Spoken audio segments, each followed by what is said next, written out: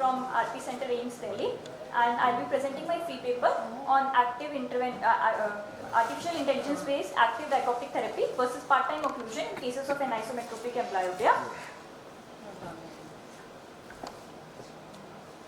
I'm not able to move it. Sorry. There is no conflict of interest to declare on these slides. As we all know, one of the newer emerging modality in the treatment of amblyopia is binocular perceptual learning approaches, often referred to as binocular or dichoptic treatment, which involves splitting of visual stimulus elements between both the eyes. Dichoptic games give binocular stimulation that rebalances the contrast between the two eyes to overcome suppression, and have been reported to induce improvement in visual acuity and sometimes binocularity and stereo acuity, in which the amblyopic eye elements are presented at a higher contrast and the non-amblyopic eye elements at a lower contrast, and finally the intraocular suppression is overcome, and which enables simultaneous perception.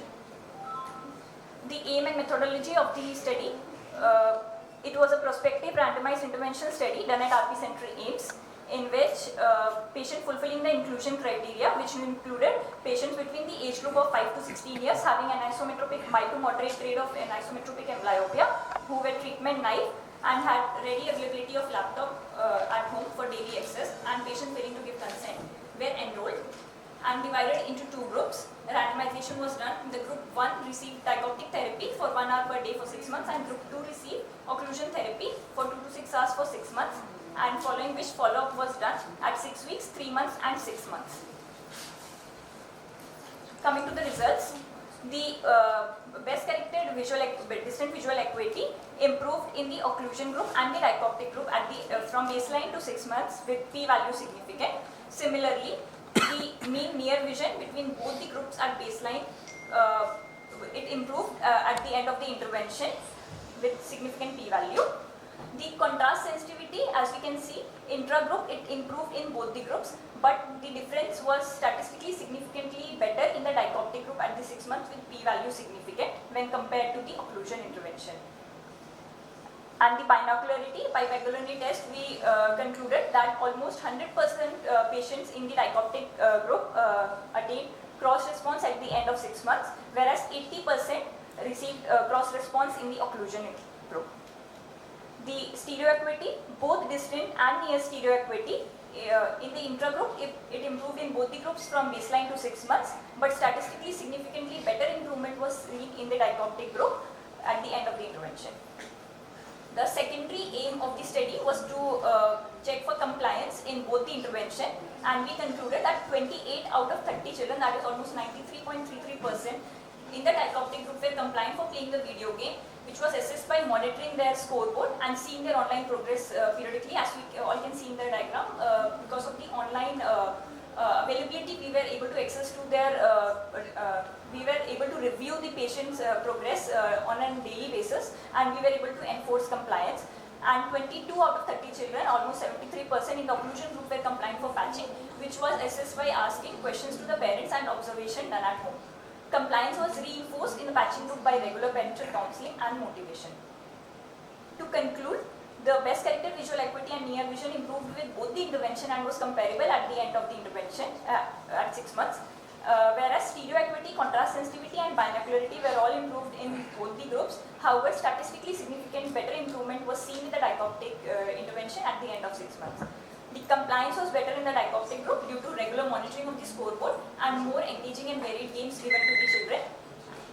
And hence, we conclude that regular enforcement of compliance is required in both the groups, and dichoptic therapy is a good alternative in terms of binocular vision and quality of vision. Thank you. Was there any difference in the refractive error between the two groups? No, ma'am. I mean, where the refractive errors were comparable? Yes, ma'am. Majority in both the groups, the simple hypermetrop patients were more. It was comparable in both the groups. And other things is that you said 16 years. How many in that above 10 years improved?